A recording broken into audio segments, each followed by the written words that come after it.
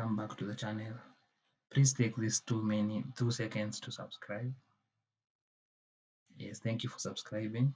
So today we are going to look at multiple linear regression in Excel.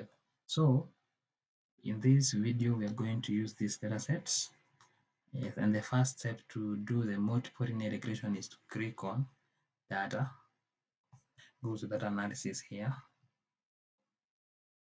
then click on regression here, then OK, then select your y is the quantity sold, yes, and then our x range. Our x range is, since we're doing multiple regression, we want to see how prices and advertising relate to quantity sold.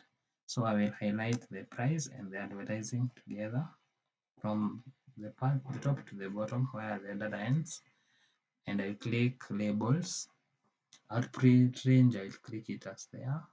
Regression, make sure that you select any residue. If you need the residues, you don't need them, you don't have to include them. I need the range fit plots, and I click OK, and that's our multiple linear regression. Yes, and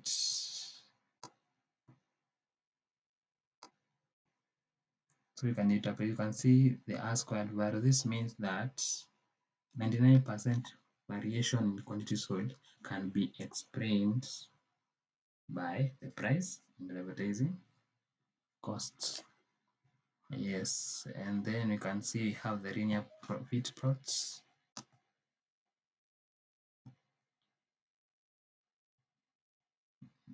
You can see we have the linear fit plot there. Yes, and you can, as you can see, for the prices, you can see that, let's delete this one.